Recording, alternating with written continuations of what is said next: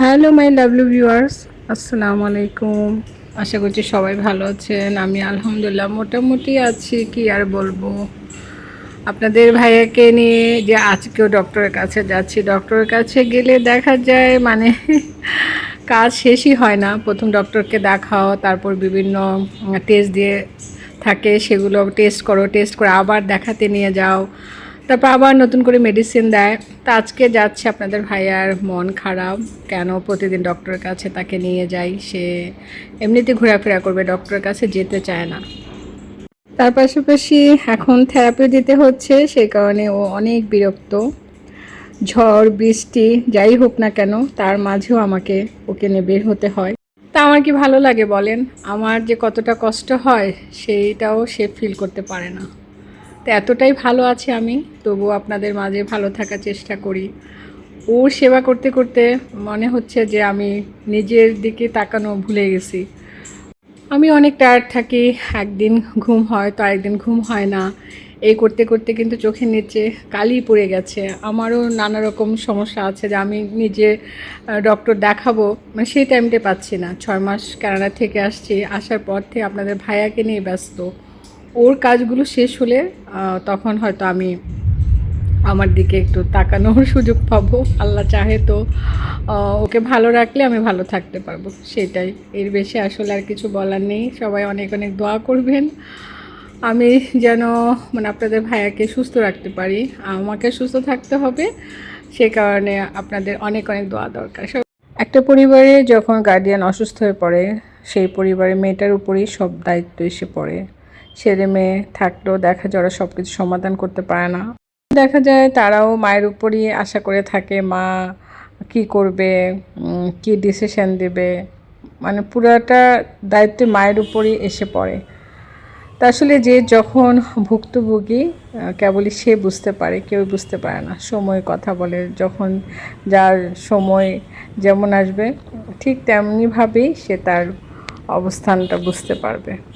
আমি এখন যতই দুঃখ আপনাদের কাছে বলি না কেন, আপনারা অনেকে বুঝতে পারবেন। আবার যারা আমার মতো দুঃখের সময় পার করেছে, তারা অল্পতে কিন্তু সব কিছু বুঝতে পারে।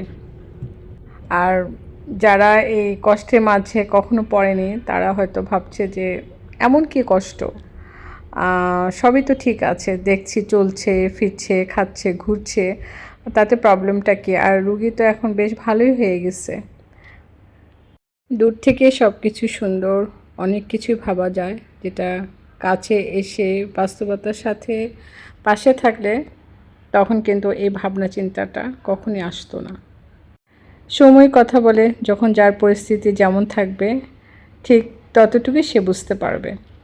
এছাড়া কখনই কারো কষ্ট কেউ কি দূর থেকে বুঝতে পারে? বুঝতে পারে না।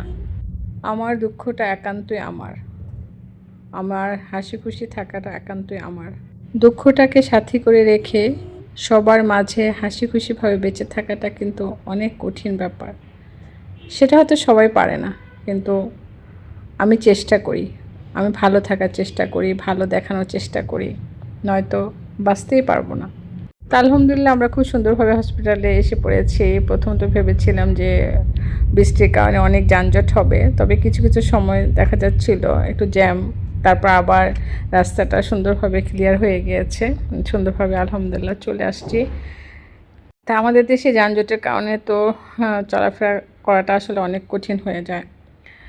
তারপর এই তো আলহামদুলিল্লাহ এসে আমরা ওয়েট করছি। আপনাদের ভাইয়াকে বলতেছি বসতে, সে বসবে না, বলে যে আমি দাঁড়িয়ে থাকি।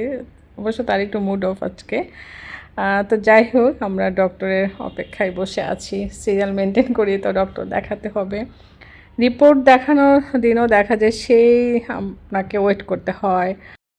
1 সপ্তাহের মাঝে আসলেও আপনাকে ফুল পেমেন্ট করে রিপোর্ট দেখাতে হয়। যে রিপোর্টটা একটু দেখে চলে গেলেন সেটা হবে না, সেই মেনটেন করে আপনাকে অপেক্ষা করে রিপোর্ট দেখিয়ে যেতে হবে। মানে অনেক লম্বা সময় নিয়ে হসপিটালে আসতে হয়। একে করে সবার সাথে সাথে সিরিয়াল মেনটেন করে আমাদের ডক্টর দেখানো হয়ে গিয়েছে। তা আলহামদুলিল্লাহ আপনাদের ভাইয়ার রিপোর্ট ভালো। তার সঙ্গে একটু বডি উইকনেস আছে, সেজন্য থেরাপি দিতে বলেছে। আমি ওকে হাসাচ্ছি যে তুমি তো স্ট্রং ম্যান, সুন্দরভাবে আমাকে ছেড়ে হাঁটতে পারো। সবসময় আমি আসলে ওকে সাপোর্ট দেওয়ার চেষ্টা করি। আর খেয়াল তো রাখি, একটু একটু ছেড়ে দেই, কখনো আবার ধরে ধরে হাঁটি। মানে আমার একটা ভয় এসে গেছে, মানে আতঙ্কের মধ্যে থাকি যে আল্লাহ না করে কখনো যদি পড়ে যায় আবার ব্যথা পায়, আমাকে তো কষ্ট করতে হবে। আমি কষ্ট করতে করতে আসলে এখন মানে আর নিতে পারি না, কষ্ট আর নিতে পারছি না। সারাক্ষণ একটা ভয়ের মধ্যেই মানে বসবাস করতে থাকি, মানে আতঙ্কে থাকি আপনাদের ভাইয়ার কখন কি হলো, কি করতেছে, কি হচ্ছে, শরীরটা কেমন লাগতেছে, কেমন ফিল করতেছে। কখনো বুঝবেন না আপনারা, কখনোই বুঝতে পারবেন না যে আমি কেমনভাবে দিন পার করতেছি। মাঝে মাঝে মনে হয় বেঁচে থাকার সাহসটা হারিয়ে ফেলেছি, তারপর আবার নতুন করে বাঁচার চেষ্টা করি। এইভাবে কেটে গেল একটি বছর। জানি না আর কতটা পথ এইভাবে কষ্ট করে এগিয়ে যেতে হবে। অনেকটা বছর একইভাবে জীবন চলছিল, হঠাৎ করে জীবনটা বদলে গেল। তাই তো সব কিছু বুঝে উঠতে পারছি না।